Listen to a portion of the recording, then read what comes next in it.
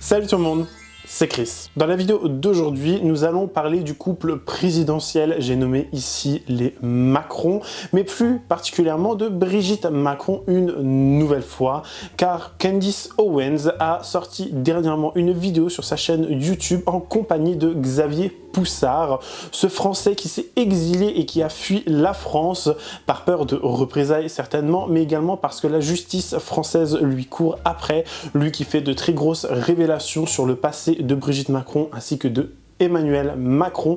On va essayer de débunker tout ça ensemble, cette vidéo, et je vous assure qu'il y a beaucoup de rebondissements. Donc écoutez, si vous êtes intéressés, continuez à regarder. Mais avant de commencer la vidéo, n'hésitez surtout pas à vous abonner et activer la cloche de notification pour être toujours au rendez-vous. Polémique, scandale, actualité, people, storytime. Ici, on parle de tout et n'hésitez pas à faire un tour sur la page Tipeee qui se trouve en barre d'infos si vous souhaitez davantage soutenir la chaîne. Merci beaucoup. Bon, bien évidemment, petit disclaimer, parce que je vois déjà les gens me dire en commentaire tu sais que voilà, tu es payé combien pour parler de eux, qui t'a envoyé, tu aimes trop les théories du complot, tu aimes trop ci, tu aimes trop ça. Ça reste de l'actualité, une actualité qui semble vous plaire énormément, parce que à chaque fois, je le vois, je le sens, il y a énormément d'interactions concernant les vidéos sur Brigitte Macron, sur Emmanuel Macron, sur toutes ces... Comment dire, ces polémiques, ces théories du complot, il y en a énormément. Alors bien évidemment, je vais les traiter comme je traite également de la télé-réalité ou d'autres sujets d'actualité et j'en passe. Ça reste un sujet qui vraiment passionne les foules et passionne Français, Françaises et passionne à l'international. Donc je sais qu'il y a des gens qui vont me dire en commentaire qu'il faudrait laisser Brigitte tranquille, mais en fait il y a toujours un rebondissement. J'aimerais arrêter de parler d'elle, j'aimerais faire d'autres choses et parler d'autres personnes, mais il y a toujours des rebondissements et je vous rappelle que le 12 septembre prochain, il va y avoir, comme qui dirait, les résultats, si on peut appeler ça comme ça, du procès qu'avait eu Natacha Ray et j'en passe. Donc on verra bien, il y aura certainement d'autres rebondissements le 12 septembre, on verra bien. C'était le seul petit disclaimer de cette vidéo, on peut se lancer directement. Bon, ça va être une longue vidéo aussi parce que la vidéo a été traduite, la vidéo de Candace Owens qui interviewe Xavier Poussard, le directeur de la publication de Faits et Documents, qui, comme je vous l'ai dit en intro de vidéo, il s'est volatilisé de la France. Lui, lorsqu'il a commencé à parler de toute cette histoire, commencé à parler de Brigitte Macron, etc., il a fui la France. Il savait pertinemment, je pense, que il allait s'attirer les foudres. On l'a accusé d'antisémitisme, on l'a accusé de plein de choses.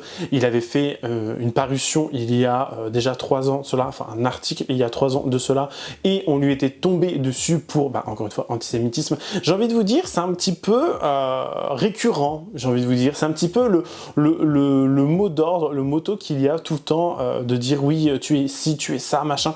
Et l'antisémitisme revient assez souvent quand même, on va pas se mentir. Je trouve que c'est un petit peu la carte, si vous voulez, pour s'échapper et la carte qu'on vous met dans la figure. Elle a posté, il y a 3 jours de cela, Candace Owens a posté sur sa chaîne YouTube qui comptabilise 2,36 millions d'abonnés.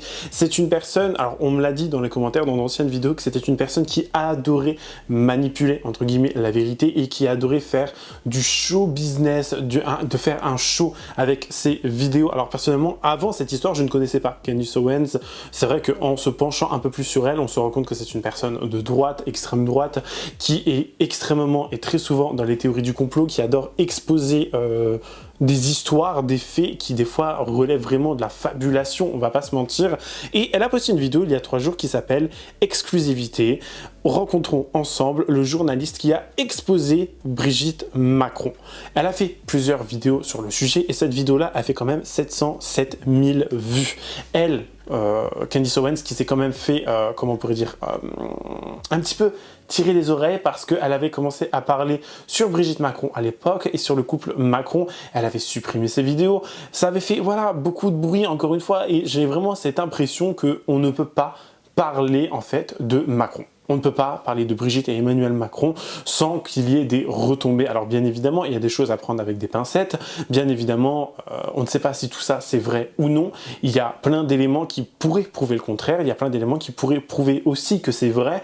Mais c'est que en fait, les gens, ça les anime, on va pas se mentir, les gens se sentent animés par ce genre d'histoire, et c'est surtout que, en fait, les Français et les Françaises, j'ai envie de vous dire, essaient de comprendre pourquoi Macron est comme ça avec nous autres, avec son peuple, et vous allez voir qu'à travers la vidéo de Candace Owens, c'est assez, comment on pourrait dire ça, intéressant de voir que le plein des parrains de Macron est un Rothschild. Et on l'avait dit dans l'ancienne vidéo, je vous ai dit que l'une des anciennes, je crois, arrière-grand-mère ou grand-mère des Rothschild, de Macron plus particulièrement, certaines personnes pensent que une certaine Liliane, en fait, elle ressemble comme deux gouttes d'eau à Macron. Enfin, quand je regarde la photo, moi, je vois Macron. Quand je regarde la photo, il y a le même visage, il y a les mêmes traits, enfin, je veux dire, au niveau du nez, surtout au niveau du bas, non, en fait, non, même pas du bas, de tout le visage, vraiment. La baronne Liliane de Rothschild, qui est née en 1916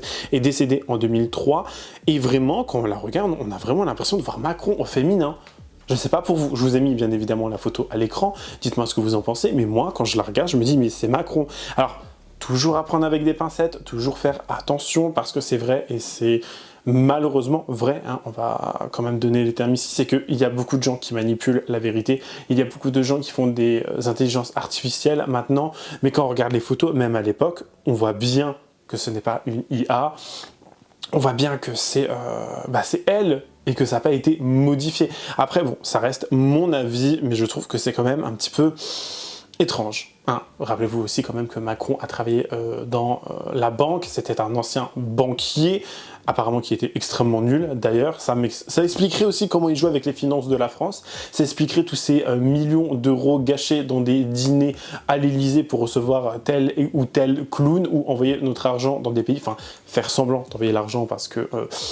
pour moi, hein, c'est que du blanchiment d'argent de dire qu'on envoie à l'Ukraine, qu'on envoie là-bas, qu'on envoie là-bas, qu'on envoie là-bas, mais qu'on laisse crever de faim son peuple, ça me fait doucement rire. Vivement que ce mec dégage. Honnêtement, voilà, je vous dis les termes, je n'ai, je crois, jamais autant haï un président de toute ma vie. Ce mec, il n'a rien fait de bon. Il essaie de faire croire qu'il a fait des trucs de bon, et vous allez voir au cours de la vidéo de Candace Owens, elle va soulever un point qui est assez, comment dire, important, mais vous allez voir, et dites-moi en commentaire si vous soulevez le fameux point, parce qu'elle amène des réflexions, elle amène des jugements sur cette histoire qui, pour moi, vraiment sont assez vrais, et qui relèvent plus de la fabulation au bout d'un moment. C'est une vérité pure et dure pour moi, certaines choses, bref. Vous allez voir. Et sur les réseaux sociaux, et plus particulièrement sur Twitter, des questions assez pertinentes ont été posées, comme je vous l'ai dit, juste avant.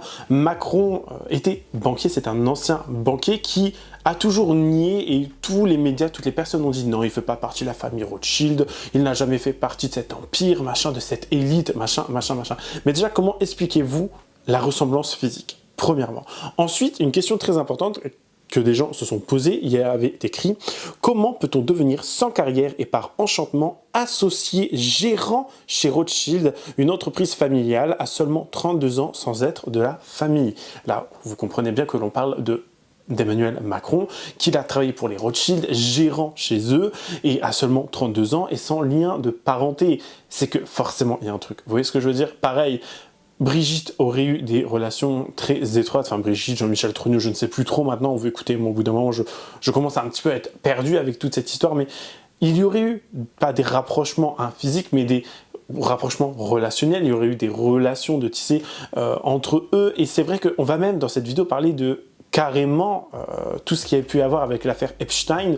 On avait fait une vidéo sur le sujet que je vous invite à regarder pour ceux qui ne connaîtraient pas cette vidéo, et on dit vraiment que la France est connue à l'international, à l'étranger, pour des raisons quand même où des mineurs sont toujours dans ces affaires-là. Bon, vous avez très bien compris de quoi il s'agissait, j'ai pas forcément envie de dire le mot sur YouTube parce que YouTube est extrêmement sensible à ce genre de choses, mais vous comprenez bien, la France est connue à l'international et on a romantisé cette relation entre Brigitte Macron et Emmanuel Macron qui, encore une fois, je vous le rappelle, était mineure.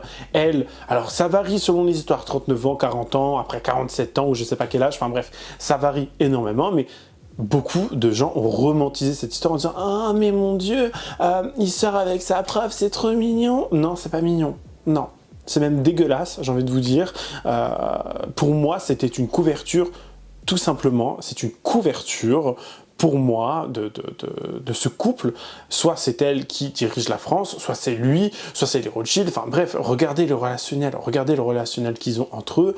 Regardez que toutes les élites sont avec eux, hein, tout ce qui est Bernard Arnault et compagnie. Enfin, ça me troue le cul, en fait. On va se donner les termes maintenant, ça me troue le cucu. Aussi parler du rôle de Rothschild et des mystères autour de Macron. Macron a gravi les échelons du pouvoir avec une rapidité, on va dire, qui dépasse l'entendement. D'abord ancien banquier d'affaires chez Rothschild, puis ministre et enfin président. Mais est-ce que c'était l'unique raison de son ascension fulgurante, ou est-ce qu'il y avait quelqu'un derrière qui avait une main invisible, orchestrant son chemin vers les plus hautes sphères du pouvoir? Il y a des doutes sur la relation entre Macron et la famille Rothschild, qui peuvent dépasser de loin le cadre professionnel. Cette connexion a ouvert à Macron des portes normalement fermées à un outsider. Les Rothschild, avec leur siècle d'influence dans les affaires mondiales, auraient vu en Macron non seulement un protégé talentueux, mais aussi un candidat idéal à placer à la tête de l'une des plus grandes puissances européennes. L'élection présidentielle de 2017 en France aurait aussi été le théâtre d'une manipulation subtile, où médias, finances et élites politiques se seraient entrecroisés pour favoriser l'émergence de Macron. Et des personnes racontent comment des financements opaques et des soutiens médiatiques inconditionnels auraient été mobilisés pour propulser Macron sur le devant de la scène, déjouant les pronostics et surpassant les candidats traditionnels. Macron, en tant que président, serait ainsi redevable à ceux qui ont facilité son ascension, œuvrant dans l'intérêt de ses puissances financières plutôt que dans celui du peuple français. Je vais vous laisser avec la vidéo de Candace Owens. Bon, ça dure quand même pas mal de temps, mais je trouve que c'est pertinent, qu'il y a une réelle réflexion. Et il y a également cette interview de Xavier Poussard, qui, je vous le rappelle, s'est exilé ailleurs, a quitté la France. Et vous allez voir, il y a vraiment des éléments qui, encore une fois, relève, si vous voulez, de l'interrogation et on peut se poser des questions, hein, c'est tout à fait normal. Ça dure une trentaine de minutes, c'est bien évidemment traduit en français, c'est écrit également en français, il y a une voix off en français par-dessus. Je vous invite à regarder, vous allez voir, c'est très intéressant. Bref, écoutez bien. J'ai commencé à réaliser que 1984 était une réalité lorsque je suis tombée par hasard sur le cas curieux de Brigitte Macron. Oui, la première dame de France, telle que présentée dans un ensemble de documents, une série écrite par un journaliste nommé Xavier Poussard. Nous allons donc lui parler, en vous rappelant qu'il n'y a toujours pas eu une seule photo présentée au public, et que ce n'est pas facile de démentir la théorie de Brigitte Macron lorsqu'elle était enfant. La théorie est que Jean-Michel Trogneux a vécu comme un homme jusqu'en 1980, date à laquelle il a pris l'identité de sa petite sœur, Brigitte. Et depuis, les médias ne présentent plus aucune photo. Comme simplement Jean-Michel Trogneux qui sort avec sa sœur, s'il existe réellement. Et d'ailleurs, il existe. C'est juste qu'il vit maintenant sous le nom de Brigitte Macron. Très bien les amis, je vous ai promis un cadeau. Je suis très heureuse d'accueillir Xavier Poussard. Et comme je l'ai dit, il y a eu tellement de mensonges. Et les grands médias ont essayé de détourner l'attention des gens de cette étrange affaire de Brigitte Macron, laissant croire que la jeune femme est poursuivie parce qu'elle a menti sur le fait que Brigitte serait un homme, alors qu'en fait, cette jeune femme n'a pas publié la série d'articles initiaux. Ils ont été publiés dans Faits et Documents. Et l'auteur avec lequel nous parlons aujourd'hui s'appelle Xavier Poussard. Xavier, merci beaucoup de vous joindre à moi. Je vais tout de suite vous poser une question. Comment avez-vous commencé cette enquête? Merci Candace pour l'invitation. Merci pour l'invitation, Candace. Tout d'abord, cette enquête n'est qu'une enquête ou une lettre d'information confidentielle publiée sous forme imprimée. Essentiellement, nos publications traitent de l'actualité des réseaux de pouvoir. Nous sommes également un centre d'archives. En 2012, nous avons ouvert un dossier concernant Brigitte Macron parce que l'histoire qui l'entoure semblait très étrange. À l'époque, Emmanuel Macron a été nommé principal conseiller du président socialiste François Hollande. Désolé, pourriez-vous dire qu'il semble y avoir de la documentation? Et en accumulant de la documentation, nous sommes... Oui, au fur et à mesure que nous accumulions des documents et des preuves, nous avons vu qu'ils ne correspondaient pas à l'histoire de Brigitte Macron. À l'époque, les médias ont mené une campagne intense pour promouvoir Emmanuel Macron en tant que candidat contre la droite. Et ils ont vraiment fait la promotion du personnage de Brigitte Macron également. Cependant, à chaque fois que son histoire a été racontée, des incohérences sont apparues. Le récit de 2019 était qu'ils avaient une différence d'âge de 20 ans et qu'elle était la professeure de français d'Emmanuel Macron, que c'était une très belle femme et que tous les étudiants étaient amoureux d'elle. Ce premier récit indique qu'il y a une différence d'âge de 19 ans. Au lieu de s'en offusquer, les médias ont déclaré qu'Emmanuel Macron était presque majeur. Il a été présenté comme un jeune homme viril, prometteur, qui était charmant et séduisant auprès de cette belle femme et qui avait l'étoffe d'un chef d'État. Rien qu'avec ce récit, la différence d'âge, il est très étrange de penser que les médias ne posent pas d'autres questions, alors qu'ils ont présenté ce couple comme une histoire d'amour moderne d'une femme qui a quitté sa famille parce qu'elle est tombée amoureuse d'un étudiant. Mais vous avez pu déterminer que même les âges présentés au public n'étaient pas corrects au moment où ils sont tombés amoureux, c'est bien cela. Un journaliste chevronné de la télévision publique française a écrit un livre qui propose et confronte tous les récits sur la façon dont ils se sont rencontrés. Il a notamment révélé que Brigitte Macron avait été son professeur de théâtre et non son professeur de français et qu'il avait en fait 14 ans et elle 39 lorsqu'ils se sont rencontrés pour la première fois. Donc en fait, Il s'agissait donc essentiellement d'un cas où un adulte était impliqué dans une affaire de mineur.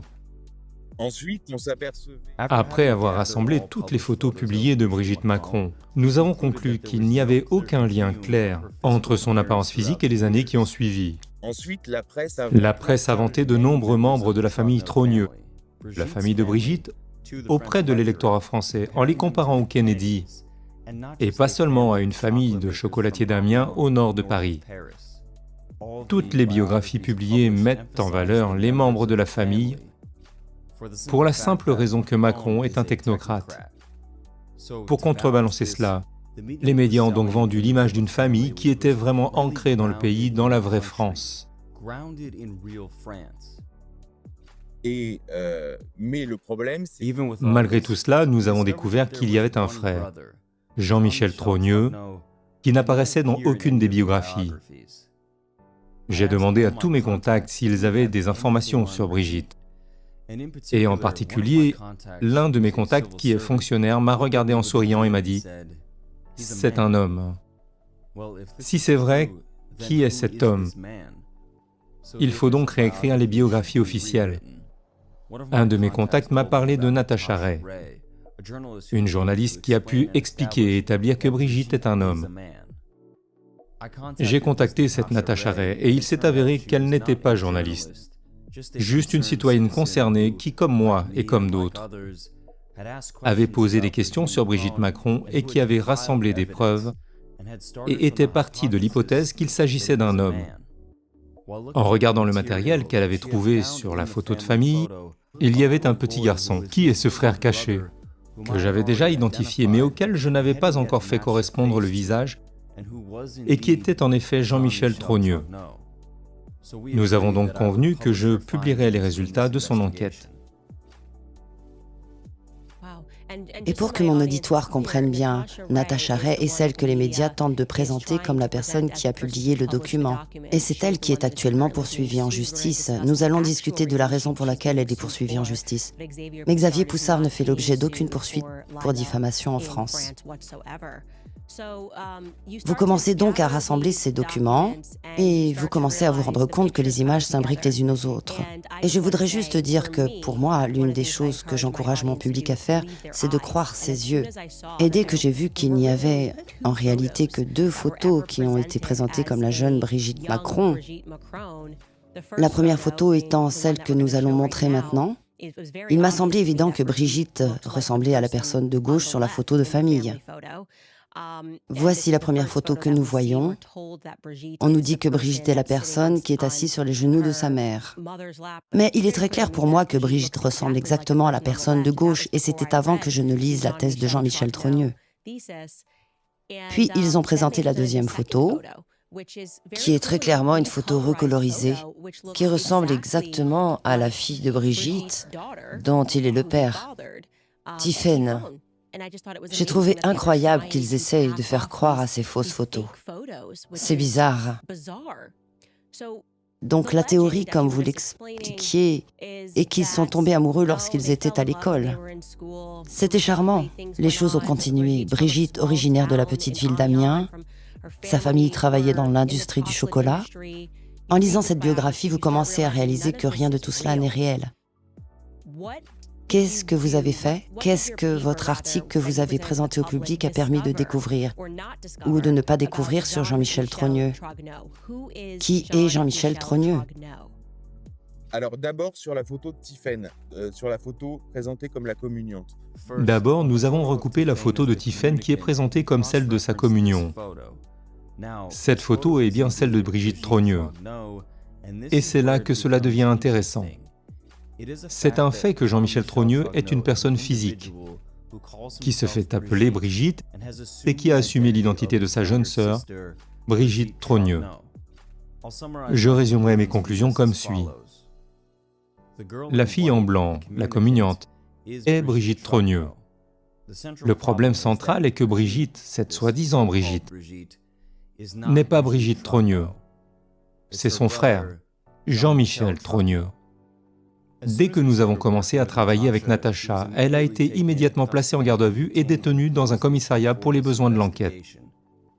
À l'époque, nous ne disposions pas de suffisamment de preuves et nous avons donc relayé son hypothèse, qui était en partie fausse puisque nous n'avions pas toutes les preuves. Après la publication de ces documents, toute la procédure du procès contre Natacha Ray visait une vidéo qu'elle avait réalisée elle-même sur la chaîne d'une voyante. En fait, toutes les poursuites sont basées sur des inexactitudes, qui sont dues au fait que Natacha Ray n'est pas journaliste et ne connaît pas bien les règles des médias. Donc, après la première phase en 2021, de 2022 à 2024, nous avons poursuivi notre enquête et nous avons pu récupérer 5 photos exclusives du passé de Jean-Michel Trogneux, toutes incohérentes, prouvant que Brigitte Macron est Jean-Michel Trogneux. Et nous avons pu récupérer et compiler 4 photos exclusives de Brigitte Trogneux. Bien entendu, il ne s'agit pas de la Brigitte Macron publique. Donc, pour résumer, Parmi ces dernières, la différence d'âge est en fait plus importante. Au départ, il avait 17 ans et a rencontré quelqu'un qui en avait 36, puis respectivement 14 et 39. Mais il s'agit en fait d'un garçon de 14 ans, qui a d'abord rencontré une personne âgée de 47 ans. Waouh! Cette affaire concerne clairement l'abus d'un mineur, ainsi que l'usurpation d'identité. Je n'envisage pas cette affaire d'un point de vue moral, mais plutôt d'un point de vue juridique. Dans mon journal, notre méthodologie est solide et a fait ses preuves. Nous accumulons les preuves et les recoupons. J'affirme donc au public que Brigitte Macron est un homme qui s'appelle Jean-Michel Trogneux, qui est né le 11 février 1945. Je suis désolée, redonnez-moi cette date, 11 février 1945 ? Février 1945, je voudrais juste clarifier les choses. Vous dites donc que le récit qui a été vendu au public, à savoir que notre jeune homme de 17 ans est tombé amoureux de son enseignante de 34 ou 36 ans, est fictif. Et la vérité, c'est qu'Emmanuel Macron n'avait que 14 ans et que Brigitte Macron avait, quel âge dites-vous? 47 ans? 47. Si, 47. Elle avait donc 47 ans lorsqu'ils se sont rencontrés. En l'occurrence, c'est environ 6 ans avant que Brigitte ne rencontre Emmanuel Macron à l'âge de 14 ans, qu'elle, Jean-Michel Trogneux en réalité, a commencé à vivre avec l'identité de sa sœur.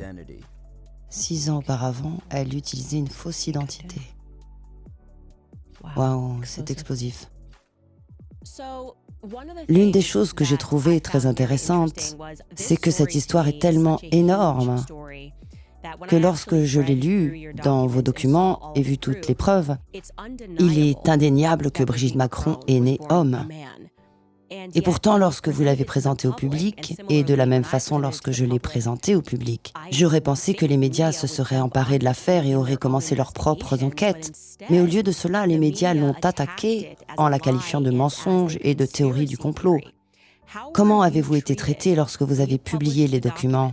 En passant, je veux juste dire qu'il est incroyable que les autorités aient détenu Natasha Ray avant même que vous ne l'ayez publié.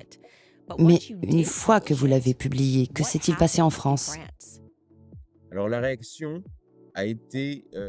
La réaction a été immédiate. Tout d'abord, Natasha a été détenue durant une journée sur la présomption d'un délit, et c'était probablement parce que mon téléphone portable était sur écoute. Mon webmaster a également été arrêté en France, mais pas moi. J'ai pris le soin de ne pas me trouver en France à ce moment-là. Après la publication de la première partie de l'enquête en 2021, toutes nos sociétés ont fait l'objet d'un contrôle fiscal, la procédure habituelle de harcèlement. Il y avait un contrôle fiscal sur mes entreprises. Et une fois cette affaire publiée par Natasha et la voyante, tous mes comptes bancaires personnels et professionnels ont été fermés sans explication. Ok, juste pour que ce soit clair, donc pour que je comprenne bien. Natasha Ray a ensuite été immédiatement placée en détention pendant un jour, et ils ont ensuite lancé une enquête fiscale sur qui? Tous mes comptes bancaires professionnels et privés ont été fermés. Waouh! Et il y avait une ambiance étrange dans cette affaire, une ambiance française en l'occurrence. Par exemple, un journaliste libéral de l'Obs, qui est un hebdomadaire du groupe Le Monde, c'est comme le New York Times. C'est une femme libérale de gauche qui a dit « Ok, c'est une fake news ». Tout d'abord, tous les articles qu'elle a découverts sont arrivés à la même conclusion que nous. Puis elle a été suivie par les services secrets dans une auberge, où elle avait rendez-vous avec Natasha. C'était donc très étrange. C'est comme aux États-Unis avec les grandes entreprises. À Paris, il est dit que Brigitte est intouchable. D'ailleurs, un humoriste qui passait à la télévision nationale en France a été licencié pour avoir dit que Brigitte abusait et opprimait un étudiant, parce que Brigitte et le gouvernement ont tellement de pouvoir. Et beaucoup de journalistes ont peur de couvrir cette affaire. Et en raison de la nature de l'affaire impliquant un mineur et des abus, de nombreuses personnes ne se sentent pas à l'aise pour les poursuivre. Il existe de nombreuses théories autour de Macron. On pourrait dire qu'il s'agit d'un réseau pédophile avec de nombreuses personnes en France impliquées dans ces crimes. Par exemple, le ministère français de la Justice est dirigé par Éric Dupond-Moretti, un avocat célèbre pour l'affaire du procès d'Outreau, où 12 enfants ont été victimes de crimes sexuels. Mais il a obtenu la relaxe de tous les auteurs présumés d'abus qui sont désormais libres. Un autre exemple est celui d'un cas d'inceste où il a obtenu des accords de plaidoyer pour les accusés et a vraiment défendu les groupes criminels organisés et ces réseaux pédophiles. Et il y a beaucoup de gens comme ça autour de Macron. Par exemple, Jack Lang, qui est le président de l'Institut du monde arabe, impliqué dans l'affaire Epstein. Il faut se rappeler que lorsque Epstein a été arrêté à New York, il a été invité en France pour assister au 30e anniversaire de la pyramide du Louvre, par Lang, en présence de tout l'établissement français. Vous devez également rappeler que Ghislaine Maxwell est originaire de France. Il en va de même pour Jean-Luc Brunel. Il y a donc une aura de pédophilie autour des personnes au pouvoir en France sous Macron et sous Brigitte Macron. Et tous les journalistes le savent, mais ils ne disent rien parce qu'ils ont peur de perdre leur emploi. Oui, et c'est incroyable qu'il y ait exactement la même chose qui se passe en Amérique en ce moment même. Je veux dire par là qu'ils m'ont complètement attaqué pour avoir dénoncé un réseau de pouvoir pédophile similaire à celui qui existe ici en Amérique.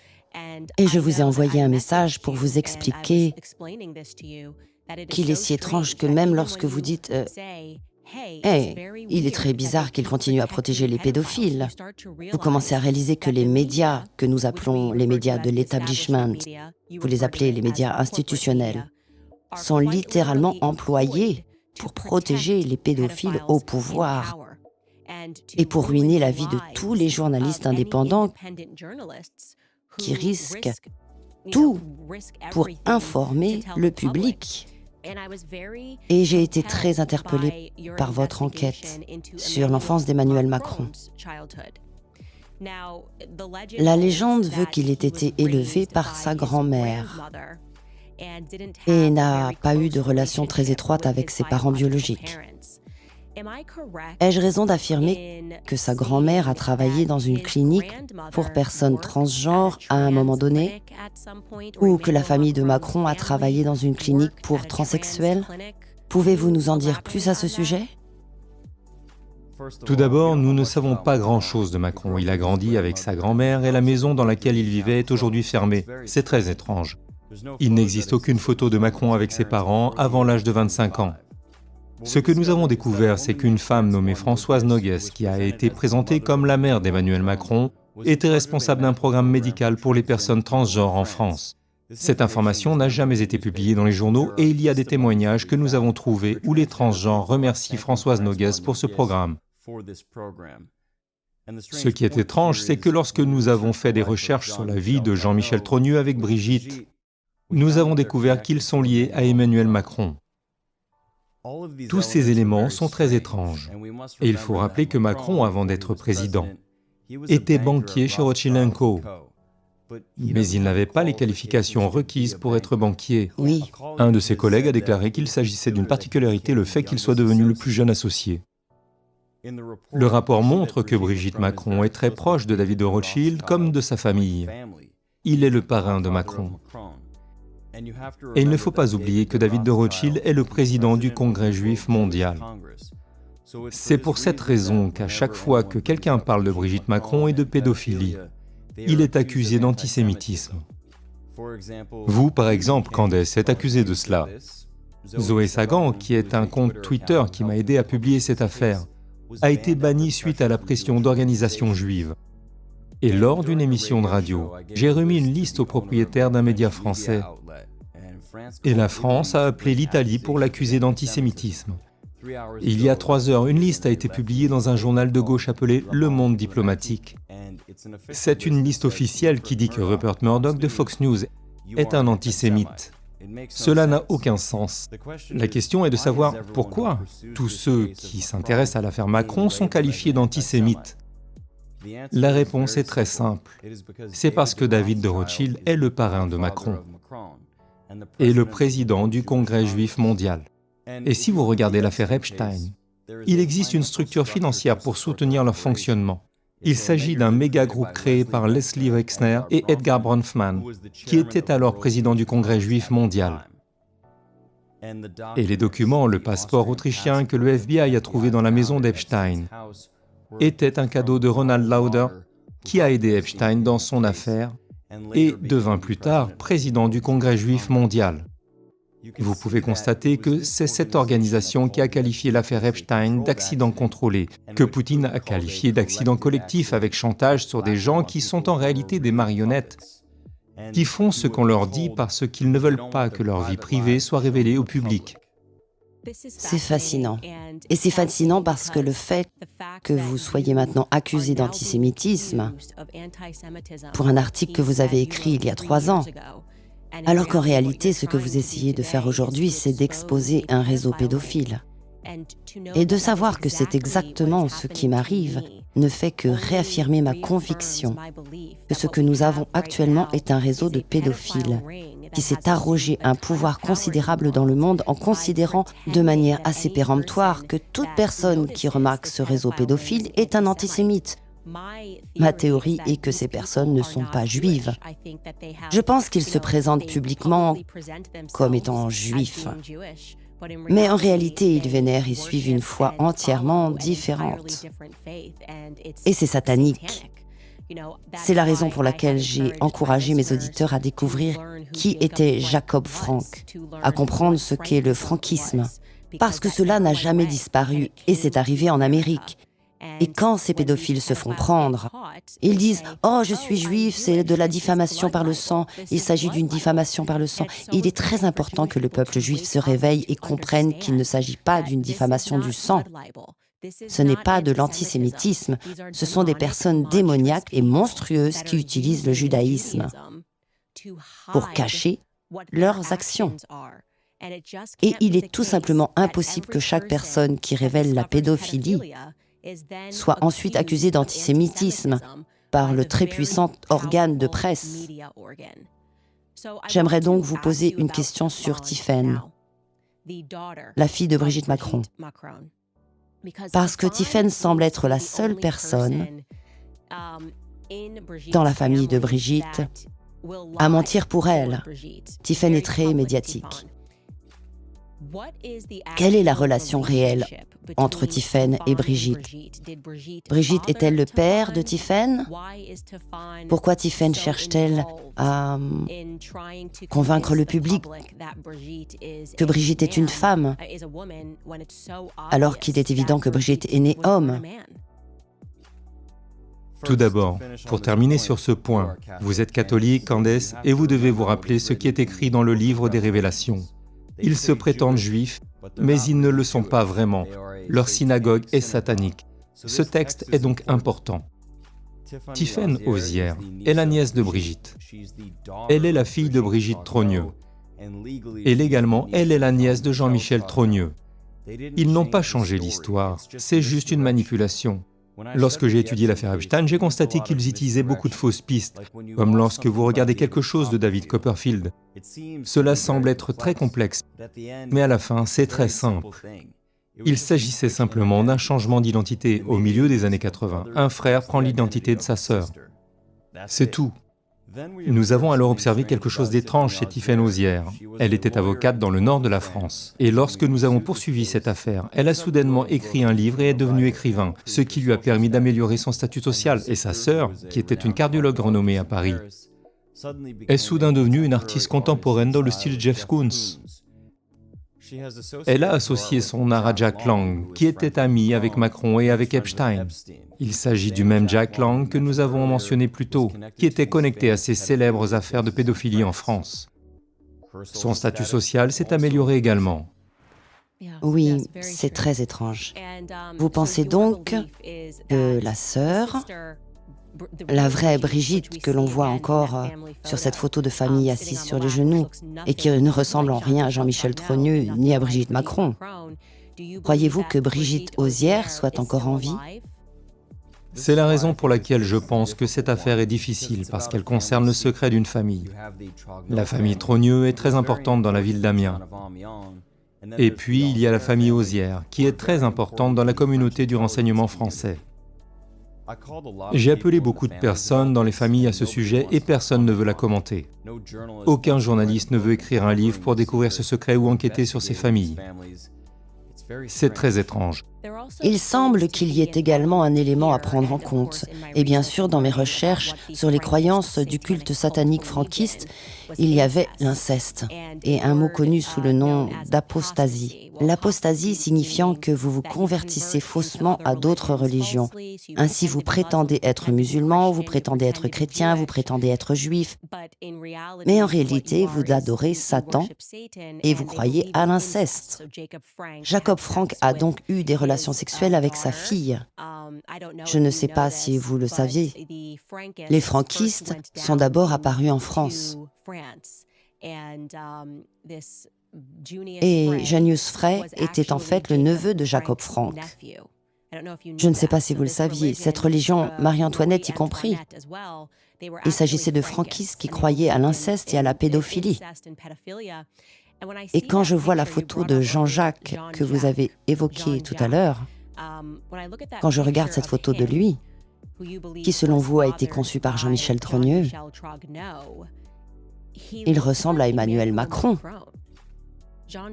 Jean-Jacques a un visage similaire à celui d'Emmanuel Macron. Et ils ont l'air d'être de la même famille. Pensez-vous qu'une partie des secrets de famille pourrait être l'inceste? Évidemment, il s'agit juste d'une théorie. Pour continuer sur ce point, dans le contexte d'inceste qui entoure cette affaire, Brigitte était très proche d'un homme nommé Olivier Duhamel. Il est le président de Le Siècle, un club social secret en France. C'est important pour la structure techno. La liste des membres est bien sûr secrète. Et le président de Le Siècle a été impliqué dans un scandale d'inceste et était très proche de Brigitte Macron, dont il était un fervent partisan. Rappelons ce que nous avons dit à propos des Rothschild.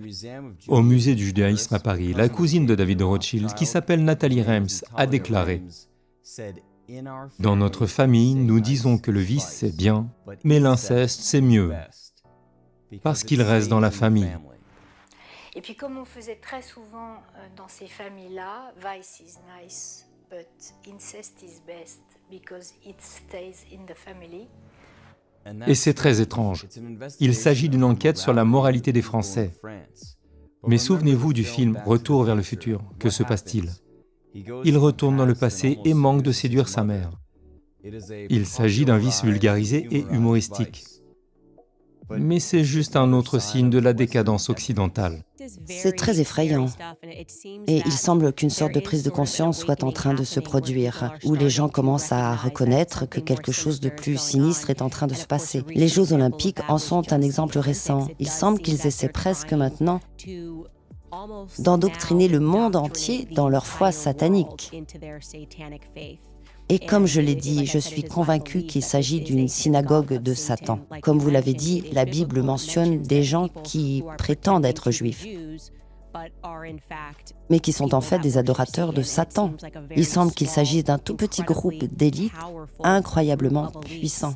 Et je peux remonter jusqu'à l'Australie, la Suisse, la France, l'Amérique, le Canada.